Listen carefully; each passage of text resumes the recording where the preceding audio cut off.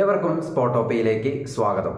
Mumbai Indians അങ്ങനെ ഒരു പൂപ്പറിക്കുന്ന ലാഘവത്തോടെ RCBയുടെ 200 ടാർഗറ്റ് മറികടന്നിരിക്കുകയാണ്. ഇതിൽ എടുത്തു പറയാനുള്ളത് സൂര്യകുമാറിന്റെ പ്രകടനമാണ്. സൂര്യകുമാർ പരിക്കുമാറി ടീമിലേക്ക് വരുന്നു.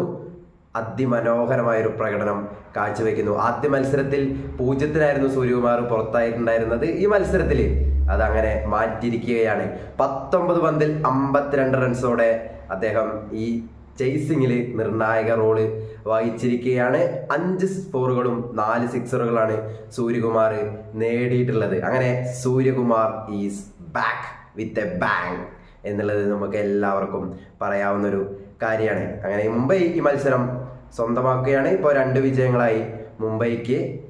ഇഷാൻ കിഷന്റെ പ്രകടനം കൂടി നമുക്ക് ഈ മത്സരത്തിൽ എടുത്തു പറയേണ്ടതുണ്ട്. അതുപോലെ തന്നെ രോഹിത് ശർമ്മയും. ഇഷാൻ കിഷൻ 64 റൺസ് നേടിയിരുന്നു. രോഹിത് ശർമ്മ 38 റൺസും ഈ മത്സരത്തിൽ നേടിയിട്ടുണ്ടായിരുന്നു. എന്തായാലും തിലക് വർമ്മയും ഹർദിക് പാണ്ഡ്യയും ഈ മത്സരം അങ്ങനെ ഫിനിഷ് ചെയ്തിരിക്കുകയാണ്.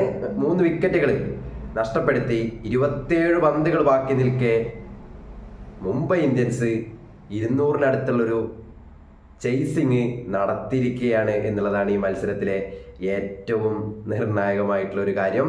അതിൽ സൂര്യകുമാർ തിരിച്ചു വന്നിരിക്കുന്നു. അപ്പോൾ എല്ലാം കൊണ്ടും മുംബൈക്ക് ഇതൊരു ശുഭദിനമായി മാറിയിരിക്കുകയാണ്. അപ്പോൾ ഈ വീഡിയോ ഇവിടെ പൂർണ്ണമാകുകയാണ്. പുതിയൊരു വീഡിയോ ആയിട്ട് നമുക്ക് വീണ്ടും കാണാം. അതുവരേക്കും ബൈ ബൈ.